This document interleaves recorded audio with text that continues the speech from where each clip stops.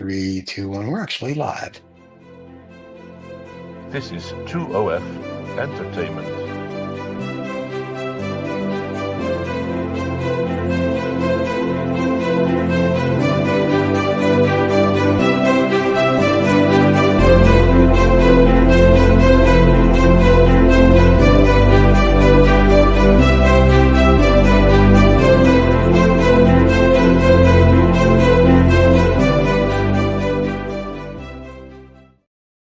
Hey, we're live.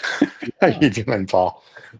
Good morning. How are you doing? Wow. It's been It's good. another beautiful day in paradise. It is. We got a nice spring day coming on, and I think people are going to start getting out a little bit more. And here in Canada, All we're right. enjoying that. Yeah, it's spring's on its way. That's the main Very thing. nice. Yeah, Well, we've then, got a very, very passionate artist this week in her work. You know, it might be otherwise too, but I'm just saying she energetic, and this lady makes beautiful work and then tears it up okay.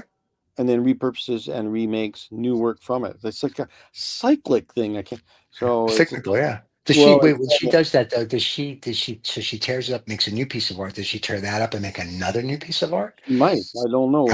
Okay. We'll definitely talk to her how many stages it goes through, and so Okay. never throw anything out because it's always you can always It's true. probably get something from it. But she's, Right. you know what, she makes big pieces and small pieces and cards, and I think her work is very, very, very personal. So it's Okay. things people can really relate to, and she has a number of themes that she works through over and over and over again until you really start understanding how to use those types of themes. Right.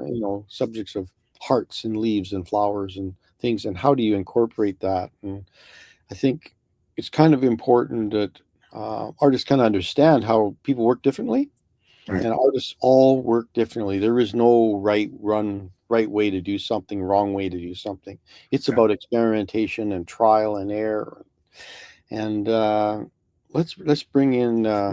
Kathleen. Kathleen Tennant. And Yeah, I liked her stuff. I saw it earlier. So, Kathleen, welcome to the show. Hi.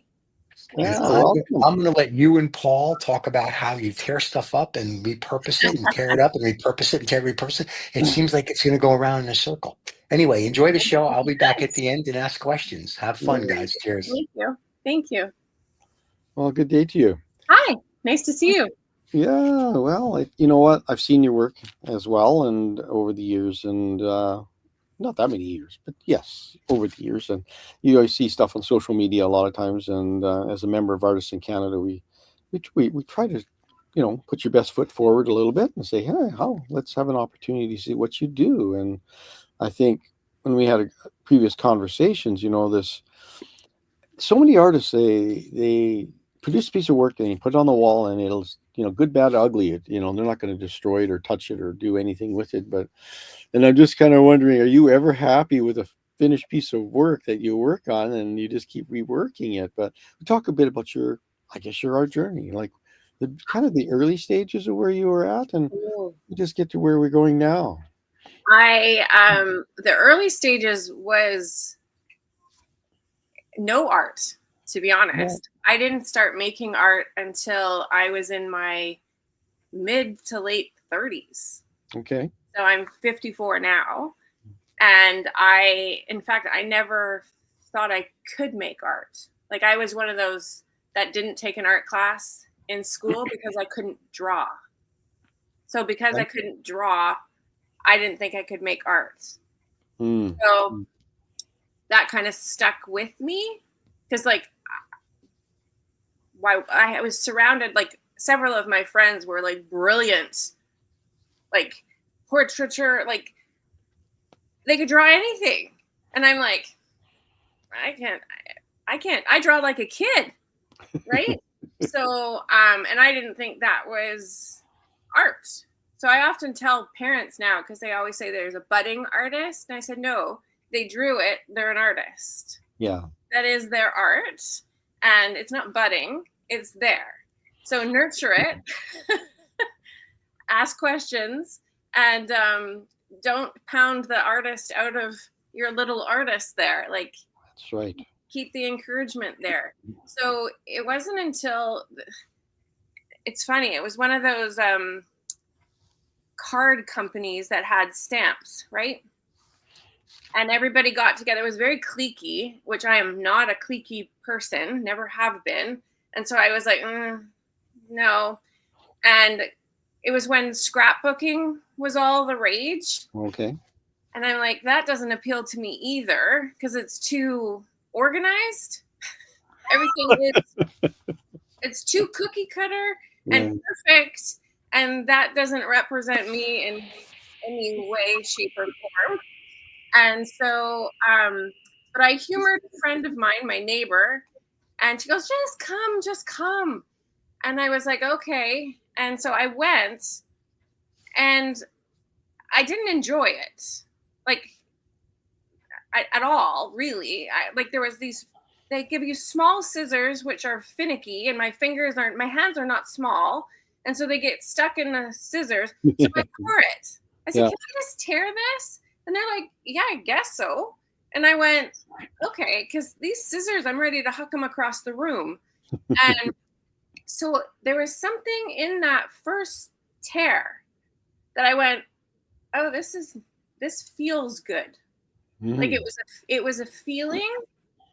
And so then the more I started creating tearing, they're all doing their perfect little rectangles and squares and everything is centered. And I'm like, that's not for me. So I was always tearing it off center in different, like abstract, Yeah. right? And I wasn't following a pattern that they put out. And so I kind of went a little rogue, but it was the act of tearing that it stirred something in me. It was Mm. almost like therapeutic. Mhm. I could lose myself in this process of tearing. And so Oh. it started as making sort of like handmade cards from cardboard, right? Little bits of cardstock and but it was the act of tearing it and arranging it and that how you get into that flow state when you're creating and your mind goes elsewhere and somehow you've like solved the world's problems all in that little bit of time that started out with a half an hour and all of a sudden you lost 2 hours, right? Yeah. that's that is what that's what started it. It's the Yeah. act of tearing. So, but at some point you had to tear something, and that imagery had to be Oh on yeah, something to tear. So at some point you're thinking, I think, a little bit where you're going to go with this, right? Do it you? was yeah, it was a friend of mine who is an artist and my neighbor, and she said to me, Kathleen, you should put this on canvas. Like what you're doing is great, but it Mhm. needs to be bigger and you could sell these on canvas. So I was making cards and it went to notebooks and I was Mhm. selling these original handmade notebooks, which were literally on an 8x8 um like like canvas artboard is Okay. what it was. And I'd put the binding holes in it and I put the paper in and I was selling those for 25 bucks. Yeah. And so she was like, if you put those on an 8x8 canvas, you can sell it for double. And I went, but would anybody buy it? Because I was thinking they were buying it for the function. Like Mm. they wanted a notebook. Yeah. But then people were coming back at me and saying they weren't using the notebook. They were displaying the notebook. And I went, oh, okay, then maybe my friend is right.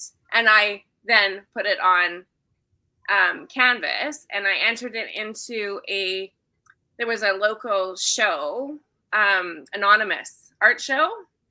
And so I put a couple pieces in there and I went to the opening night and someone bought one of them right before my eyes. And I wasn't allowed to say like, oh, like I couldn't get all excited. Like, oh my gosh. So it was that like, oh, people do like it. Yeah. It's not just me that likes it. It's, oh, other people like it. So do you think that's important to do those small shows, like you're starting out as an artist, so you can build a little confidence, and you want to see what people like in what you do? And I do think it's important, but you have to go in with the right, like I went in with no expectations in that, okay, this is pretty cool. But if I don't sell anything, it's not the end of the world because I liked it. I Right. liked the process and I liked what I was doing. And so if it didn't sell, that wasn't going to be the end of the world. Whereas I think some artists go in thinking that if it doesn't sell, then it must be their work is not good. Right. And I'm gonna get Stephen to start our first image up here, and we can talk about some of the stuff here. There you go. Yeah, this is the only piece I have in that's round. I mean, so is this piece on one of those wood relief boards like yep, panels? it's a birch panel. This birch panel I actually got from a Canadian company, Rustic Burl. They make all their own panels for artists. And the brilliance of this one is there's no hanging. I don't have to hang anything. It came with the panel. Right. So there's no like thinking about, oh, I got to put that wire in, especially on a round, because you're like, you have to get it just so. So this Right. got a built-in hanging mechanism, which is like big deal to me. But yeah, I Yeah. only create on my torn work is all created on a wood panel because it's a hard surface. Right. And when creating it, I need that hard surface because there's actually a lot of like it's a lot of work that goes into it. Like I'm pushing down on it, flattening things, switching things around, and canvas is I'd probably warp the canvas. Well, and it also stretches canvas, and it can bend and Yeah. and do things when you're layering and collaging, and you use the proper mediums to do that with, so that it stays permanent. Yeah. I think it's important that they become really textural. You know, these pieces are very tactile. You know, Very. and yeah. In fact, I'm one of those I do a little show at my house and I transform our carport into like an art gallery. Oh, nice. I did it in May last year, and I hung everything out. But I'm one of those artists that encourages touching. I'm like, no, touch it, because they're all like, I want to touch it. I'm like, please do. It's well sealed. We can just wipe off any fingerprints. That's true. Yeah. So, but it invites a tactile experience. So it's fun. So taking your art, so do you make reproductions of them as well, like in cards and prints as well? You're not adverse to doing that? No, I'm not. The bigger work I don't reproduce. The smaller work I will reproduce. Oh, okay. Yeah, That's I'm choosy about which work I make into prints. yeah. I think it's important when you are building a career to choose. It's nice that if you've chosen smaller sizes to reproduce.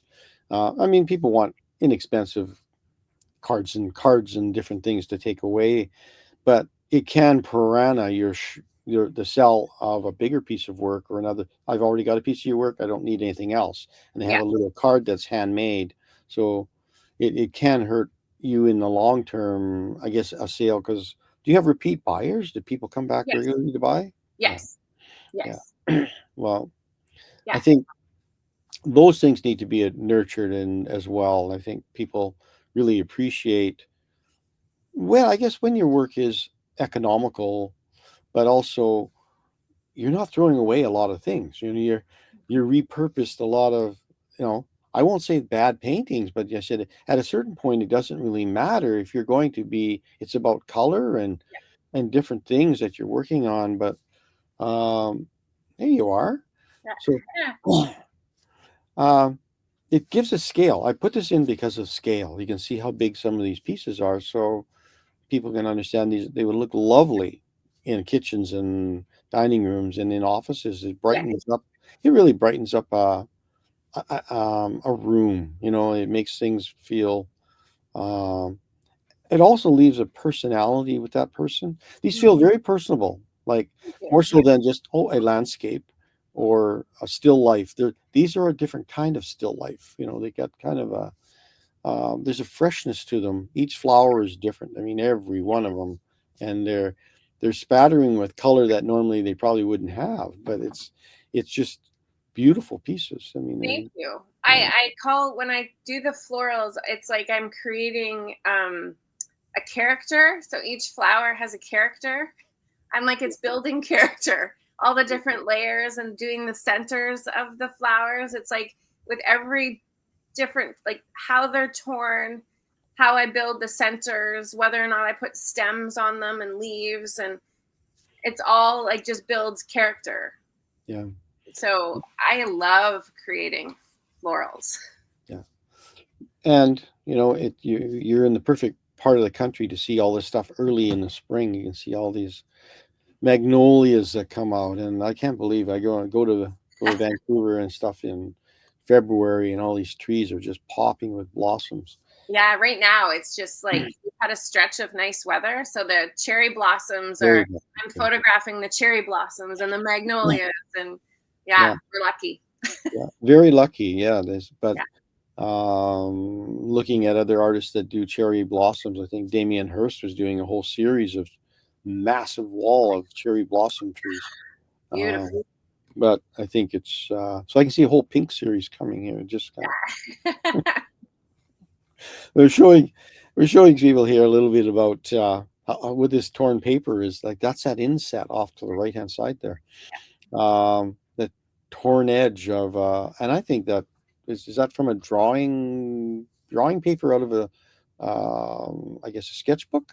It's got Yeah, the little so I do it on big pieces of mixed media paper, so it holds the moisture of the paint better. But I also it's a little bit thicker, and so it tears nicely. I'm a little bit picky with the paper, so the mixed media is a touch heavier than just plain sketch paper, and you can add different mediums to it, which is why it's made the way it is. And so yeah, it tears really nicely. It holds color really, really well. And so do you work with acrylics or inks or both, or all of the above. so Acrylic, mixed media? ink, crayon, sometimes oils I put in there just to see what happens. Every now and again, there's spray paint added or charcoal. Yeah, you name it. I have it all. Yeah. Yeah. I think being, it's being very brave to be using that many mediums because like you said, accidents can happen. And you go, oh, I ruined it. And you say, well, I'm going to rip it up anyway. I'd say those are happy accidents because usually I can like pull something from it, or once you tear it, it takes on a different look anyways, because the raw fray of the edge, it adds like, so if it's something is too saturated, once you tear it, there you've got your white contrast. Right. And so it softens it a little bit, and that jagged edge gives it a little extra zhuzh. Like it's just, I don't know, that tearing just changes the whole world. Yeah. So when you tear it, like tearing, the paper's dry, or it tears differently when it's wet? It does. Than when it is dry. I prefer dry. Yeah. Yeah, you get a better edge when it's dry because the edge is it's more fragile. So the moisture just turns to goo. Yeah. That said, when I'm applying the paper to the board, when the frame mushes, it creates great texture. So I'm not opposed to it in that way. Yeah. So it just depends on what I'm doing. Sometimes I purposely mash up the frayed edge to give it a little extra texture. Yeah. No, it's so have you ever torn up work that was torn up previously? So it's dried and it's not quite right, and you put that into the tearing pile again and you re-tear it, and oh yeah. Yeah, lots of times. Yeah. Oh yeah. Once it's on the board though, it's pretty hard to get off. Yeah, I'm sorry. Yeah, but if anything, I have painted over it because it creates a really cool texture, and then you can reapply. Right. Because it is board and it can hold a lot. So you go through a bunch of themes. I mean, I said in the introduction, you're talking about hearts and also florals and some leaves and different things that you're working on. So you can see that I love this freeform heart. It's just one of those ones. But people often, you can see the card that another one was done by. Another card that somebody can purchase that way. But so these things, do they just, the spontaneity, does that just, you walk into the studio and you say, I'm going to do something today, and is it a painting day, or is it a tearing day, or do they happen at the same time, or? Sometimes they do, depending on time. Sometimes I have good intentions, but it's like, if I'm creating hearts, it's usually because, and this is going to sound very corny, but the world feels heavy. So I put out the opposite.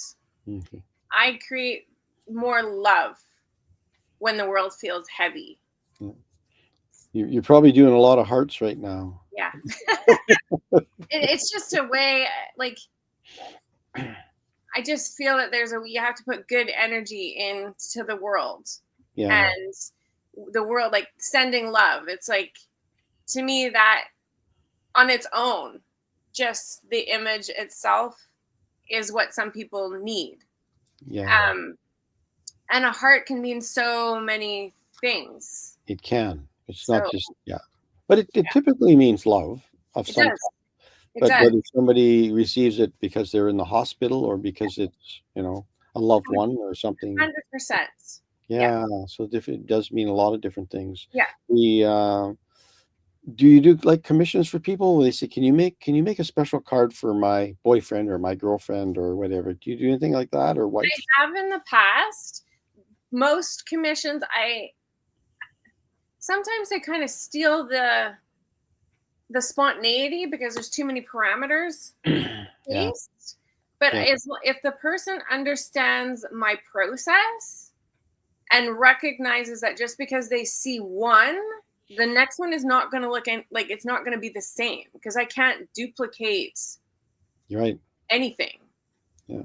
On, like, organically. Like, obviously you can scan it in and create the same thing, but not organically. Yeah. No, it's yeah, it is one of those things. And then commissions are difficult because you do have a boss when you have a commission.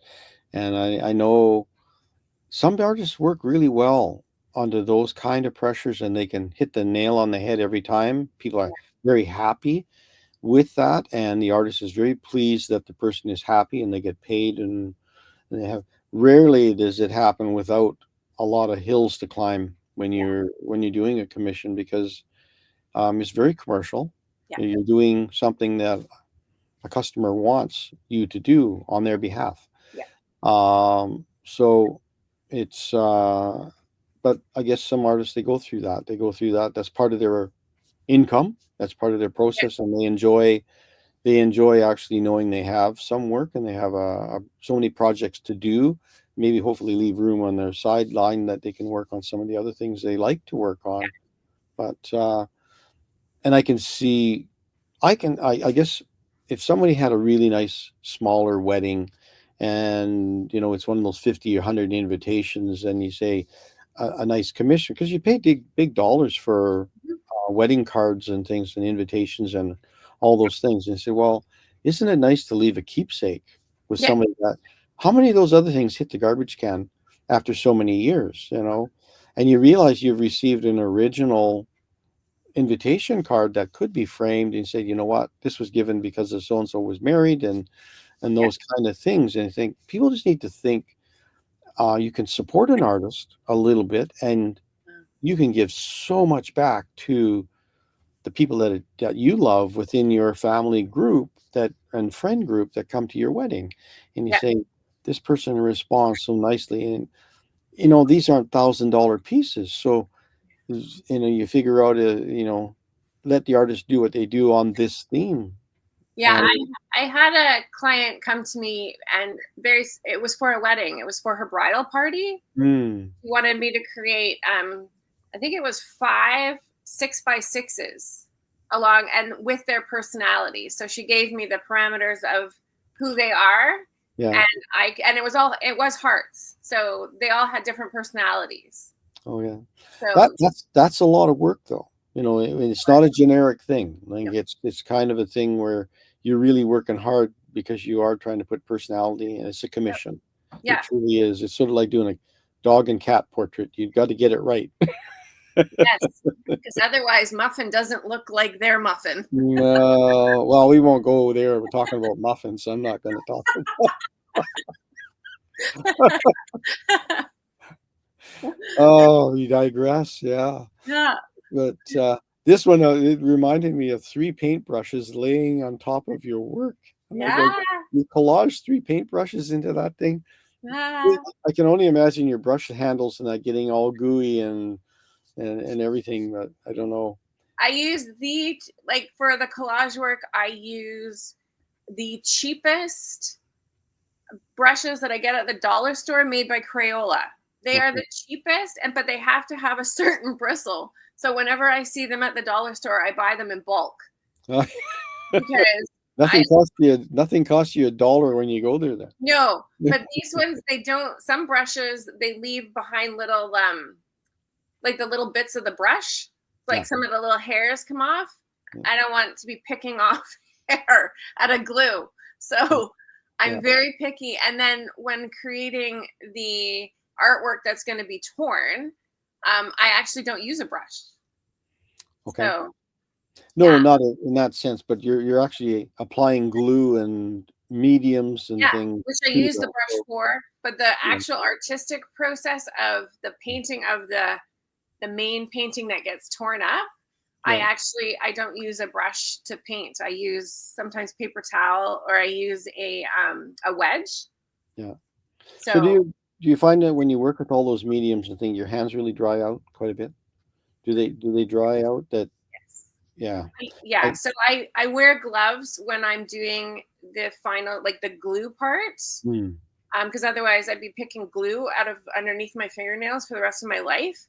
Um, so I use gloves for that process, but for the painting process, yeah, I have a lot of hand cream around my house. yeah. I find that, even working with clays and things like that, it'll Oh just yeah, moisture right out of your hand, and you need to have good moisture around back in your hands because they just crack and peel and things. yeah, But no, yeah, there's little things that if other people are watching, they want. I think they feel very crafty. Like kids could do these things lovely in a messy way yeah, at the kitchen table, but that doesn't mean that you got a day job. But you could create beautiful work, in the evenings and on a weekend, or even if your kids are there.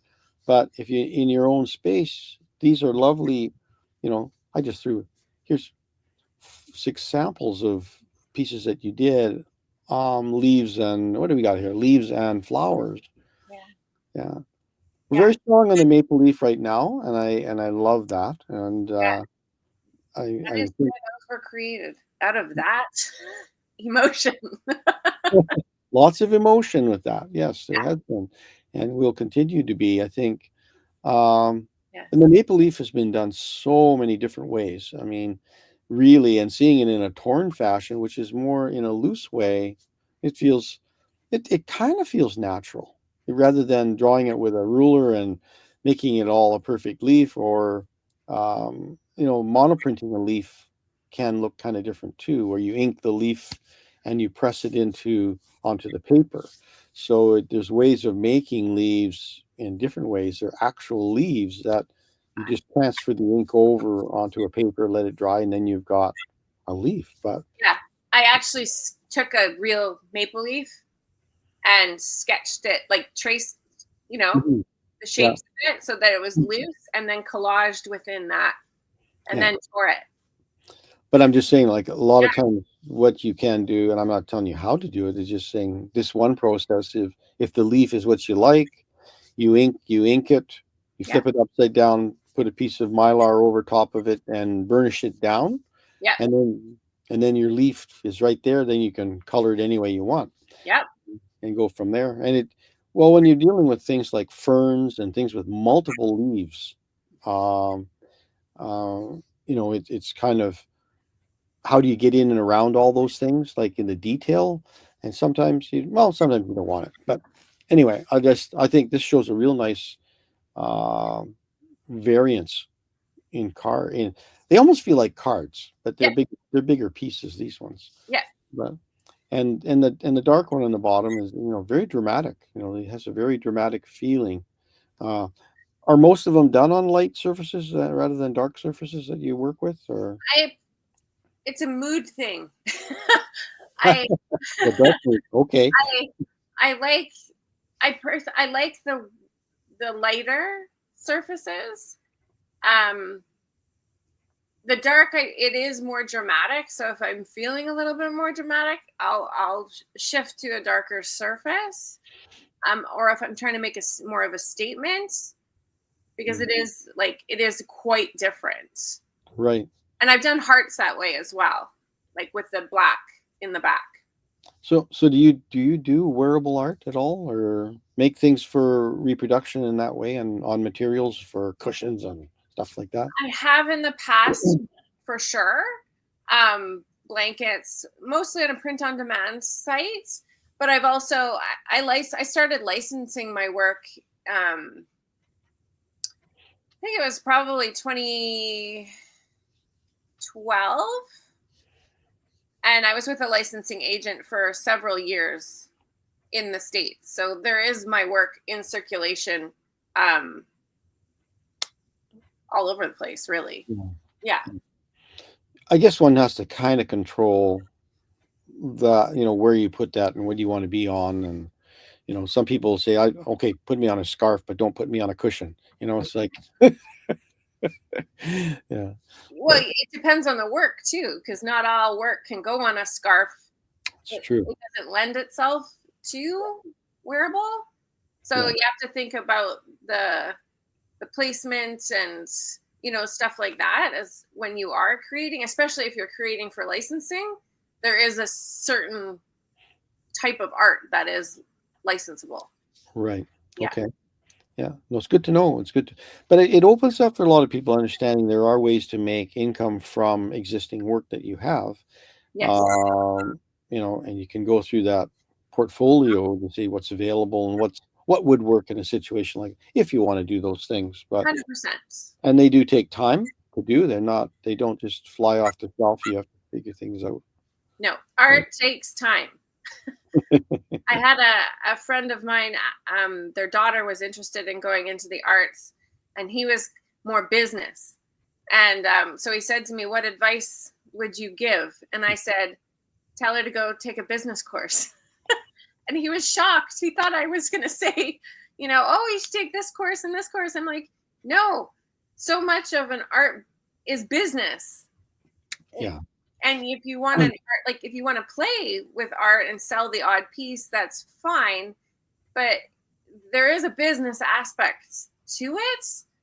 And I think a lot of artists, like, that's the majority of your business, is trying to sell your business and your artwork. And the making part is the best part, in my opinion, and most fun. Yeah. But it's only a portion in the grand scheme. Yeah, and I think artists that need a little bit of guidance. I think we do offer this coaching available all over the place. Choosing the right coach for the artist is important, and we do have some referrals that we do. We don't do on Artists in Canada. We don't do coaching ourselves, but we do refer to a couple of people that do coaching for people that are looking for anything like that. But it's And I have used that because it was one of your interviews that I saw a coach, reached out, and got great advice. yeah, and I think that's Joanne Pollock you're talking about. It is, yes. And she's a great coach and a great person to talk with, and very, very personable, and Yes. understands really maybe what an artist might want individually, what they're looking for, Yes. and kind of sort out the pile of torn pieces. That's what they kind of do. Yeah. They do a bit of guidance, I guess. We're talking about, and overall, you spend more money on Tim Hortons coffee in a couple of months than you would on a little bit of guidance for an hour or two. Honestly, it was one of the best things I ever did. Yeah. Yeah, it's challenged. I think every time a lot of times artists, they don't want to hear the feedback because it, like, I don't know, they might feel offended by it, Yeah. or they don't like the criticism. But just because you get the criticism doesn't mean you have to, like, you have to sit with it for a little bit and see where it's coming from. And there's always a little there, like with Joanne in particular, she challenged me with respect to, like, why do I cover the surface? Because Yeah. I cover the whole surface. Yeah. And I said to her, I thought about it, and I was like, no, because I really like to cover the whole surface. Like, that building up of the texture is building the piece. It's like creating the foundation in a house. And Yeah. I need that foundation to be there. But there's ways I can shift it. Yeah. So it was good to sit with what she said and not like take it as a you shouldn't, but more see why I do. Yeah. So it's good to help you grow your career and expand and be better. Yeah. No, it's and it's good to talk about your work. You know, in a it's different because you're not trying to sell that person on your work as far as buy my work, or you're at a pop-up show and you're talking to a customer. Uh, but when you have to do, I guess, so-called, it's like going to university and defending a thesis. You have to say it makes you think about why you make your work. Where Yep. if you just talk to yourself, you get all the answers the way you want to hear them. You know, so Yeah. I think it's important to have other people help you. You know, It also decide. it helps you find your why. Like, why That's are right. you doing this? Why are you creating the way you're doing? Why is your work portrayed the way it is? Like, it really helps you figure out your why.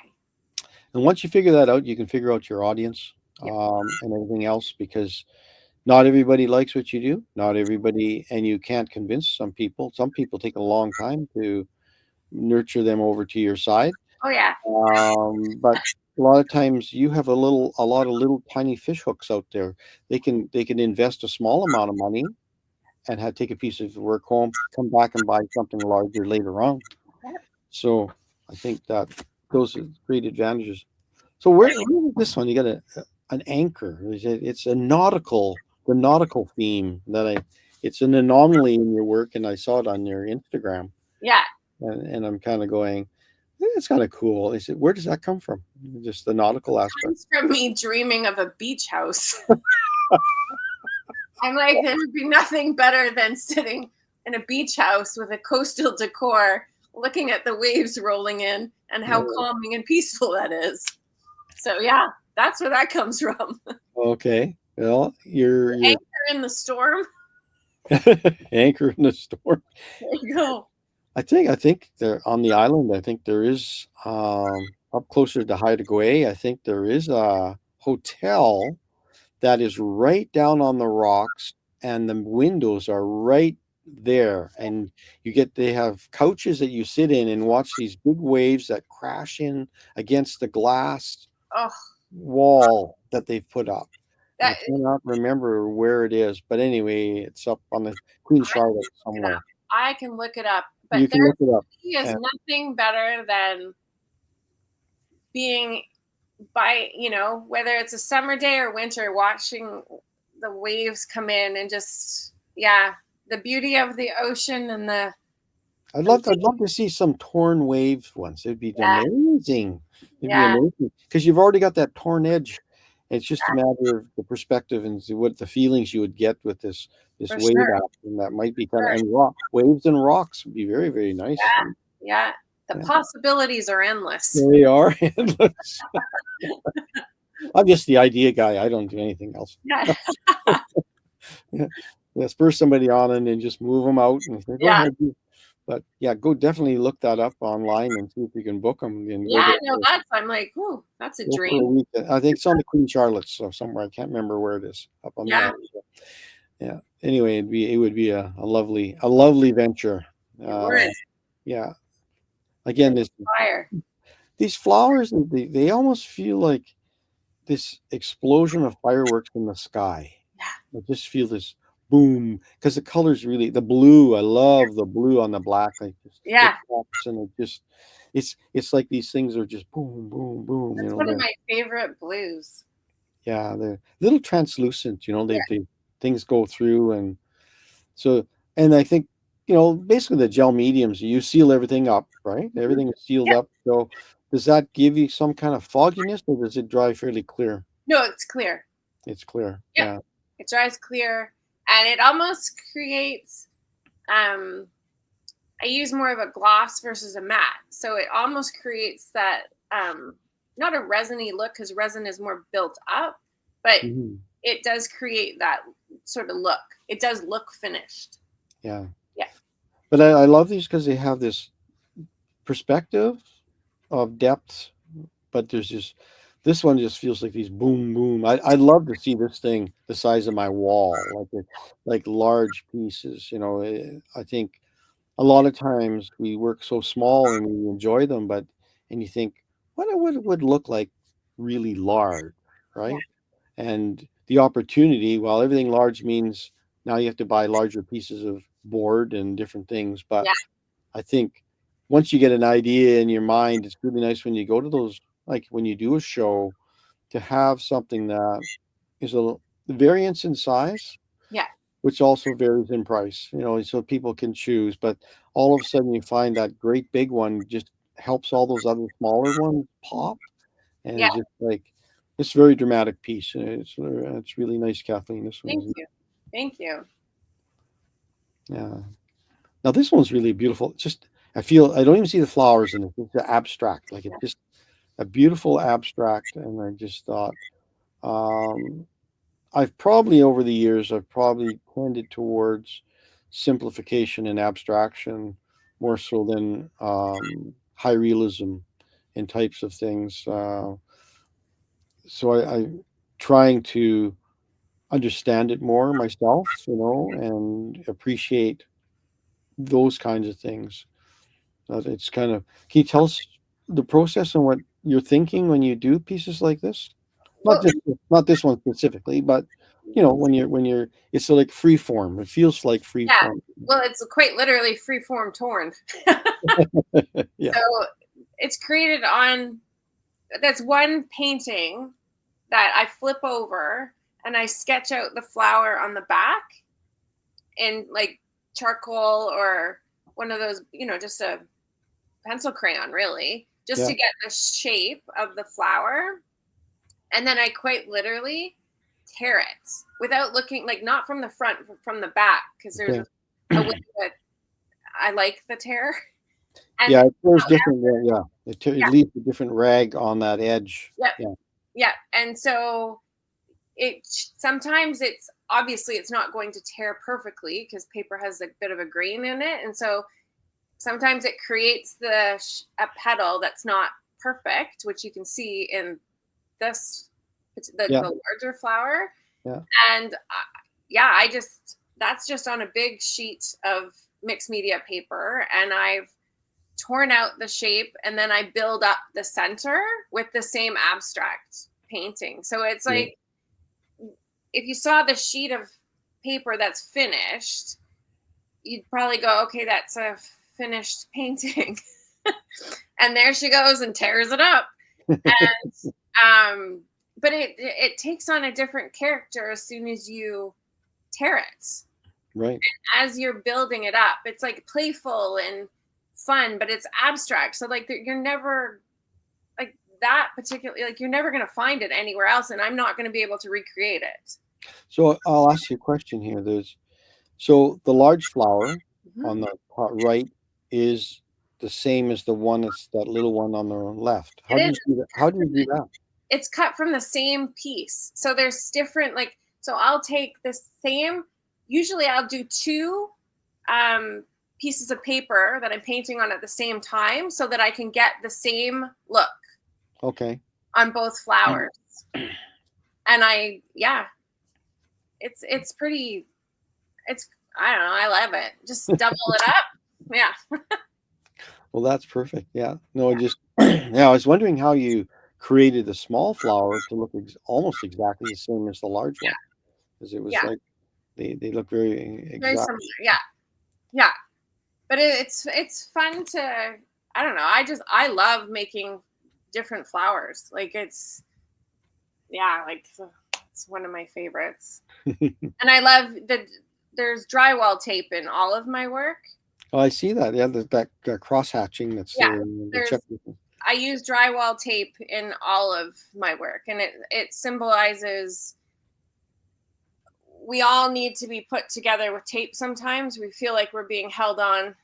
And if you have masking tape, it closes you off. Whereas if the drywall tape has holes in it, so we're still able to breathe Yeah.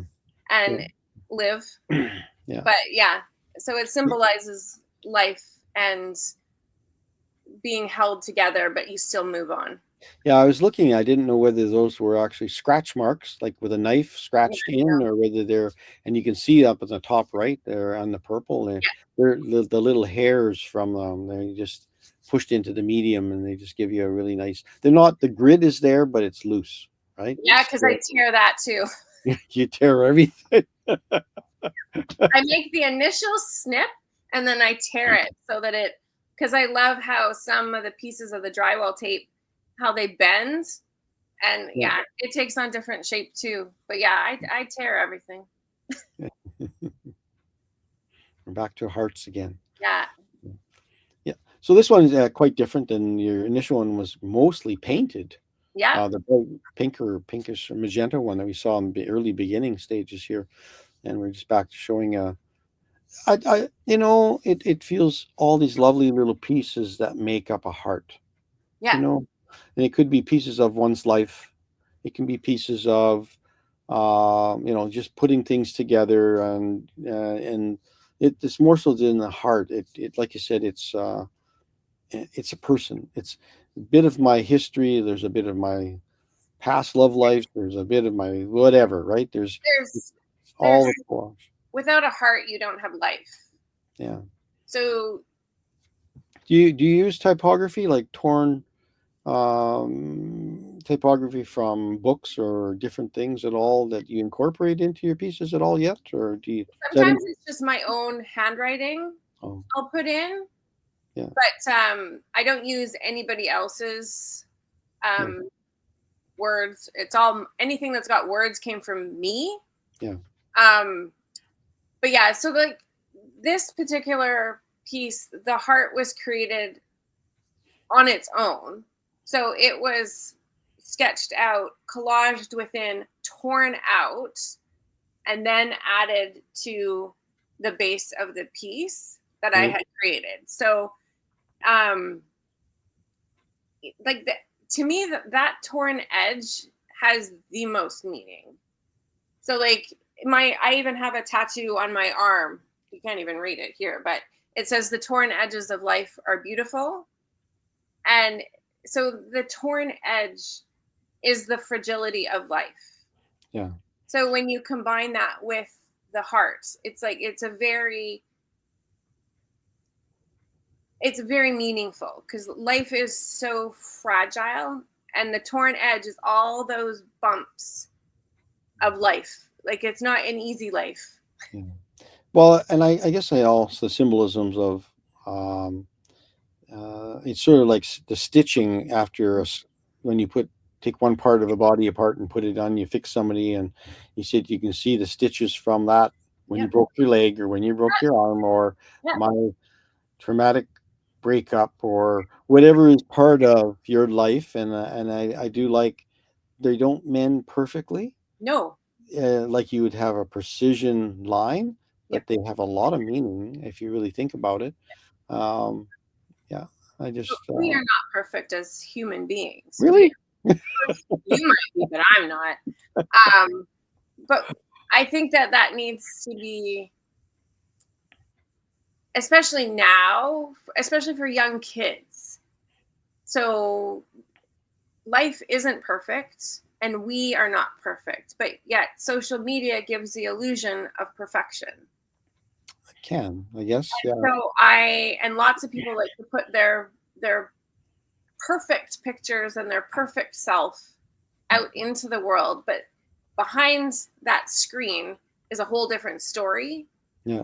And so I like to show the imperfect. Yeah. It doesn't need to be perfect. So Well, I guess it's more truthful. Right? yes, yes, Seeking the truth out is important. And you're right. You can live under a false pretense as far as who you are, and that yes, this is my beautiful face, and I haven't changed my picture on my Instagram forever or whatever. my personal Facebook page. He said, "Boy, you ever young? Yeah, I'm young, and black and white too." yeah. Yeah.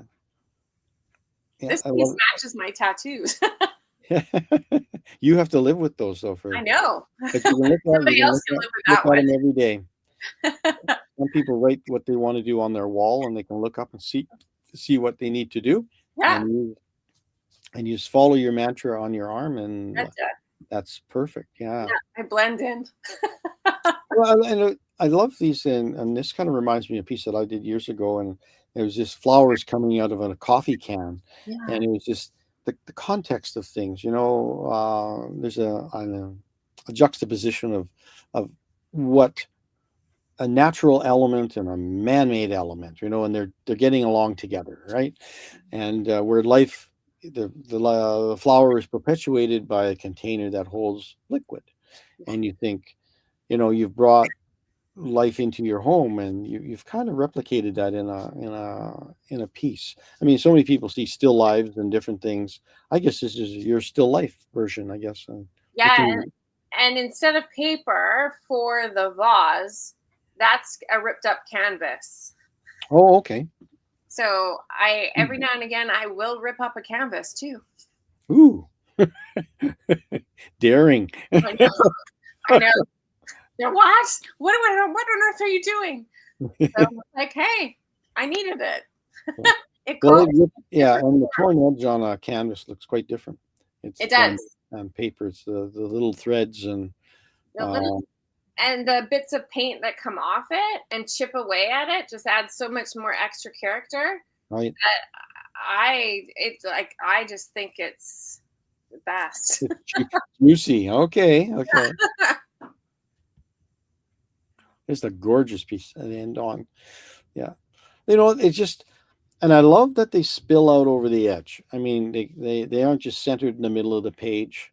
Like this one is a nice bold one. It bleeds off on the sides, and it gives a depth of perception a little bit. Like over half of the page is this reddish orange. I don't like things, if you haven't noticed, centered on a page. Yeah. There's always something off in the distance or way over there. Like I don't know. My husband is more, he's always like, the rule of thirds. And I'm like, don't say that. Don't. As soon as somebody says the rule of thirds and brings out a color wheel, I'm like, don't do that. It does something to my brain that just explodes it. Nothing gives me more anxiety than the rule of thirds and a color wheel. You haven't ripped up a color wheel and put it into your work yet? I don't even have one in my studio.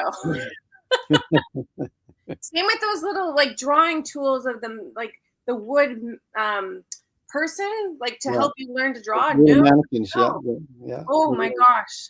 No, I am definitely somebody that can't have structure. Loose forms. Yes. It's beautiful to see. I think I love the freedom of it, and it's fresh. And we've had a great conversation. Short, but holy smoke, they went by time fast. But yeah, there he is. He's back. Yeah, I know. The killjoy is here. I'm sorry. So, all right. So, Kathleen, here's what we ask all the artists. So, if someone falls in love with some of your tearing, what do you charge? Like, if someone wants to buy something, what's the price range from what to what? So my smaller pieces, which I typically don't do smaller than 8x8, they're $135. Okay. So I try to, like, I do the price per square inch. Okay. And then they go up to like a 36x36, for example, is just over 2,000. Okay. So like It gets all over. I understand. We like to ask because if It somebody just sees depends. it and they want to buy it. Now, if they're in where the euro is, it's free because they just pay shipping because of the conversion. And the United States, when we had a strong dollar, same thing. Now it's a couple I million, know. but there you go. So I know. I there you go. recently sold one to Florida, and I'm like, wow, you got a good deal. Yeah. Oh, we'll see how long that lasts. So, Just before I and you ship worldwide. I do. Yeah. And they Okay. pay the There you go. shipping. So Yeah, of course. for anything outside of the United States, I just ask that they contact me so I can get them an accurate shipping. Right. So I don't get Okay. screwed in that regard because shipping is not cheap. That is But true. yeah, I often invite people to, message me. I can always do a video of Right. showing you, like, if you want to know I'm a real person, because like online you just never know. Right. Send me a message. I can easily FaceTime you a video or send you a short video to see the Okay. details up close. Nowadays you can do mock-ups in a room. Send me the wall Right. and I can insert it into your wall. Very So nice. Okay. I've done that before too. Like somebody who's wanted to buy 3. I Okay. said, send me your wall and and I can show you different sizes of pieces for that wall. Right. And then Very you can nice. go that direction. If you Yeah. don't like that one, here's another one in Right. that size. Yeah. So Good yeah. idea. I've got 800 of these, darling. Don't worry, you're gonna like one. So there's nothing wrong with that. Well, Kathleen, it's been wonderful. Kathleen's website is below. If you missed it from before, if you can't figure out how to get a hold of her, you get a hold of Paul at Artist of Canadian today, or Artist of Canada. Sorry, or I'm combining both shows, Paul. Artist in Canada, or you can reach us here at the show, and we will forward everything over to Kathleen, and you can own some of her work and hang it on your wall. And that's it, kids. Thank you Thanks. for watching. Thank you for being here. Paul and Kathleen, always a pleasure. And we'll see everybody next Thursday. Don't forget to like and subscribe and have a great day. Cheers, everybody. Thanks. Thanks.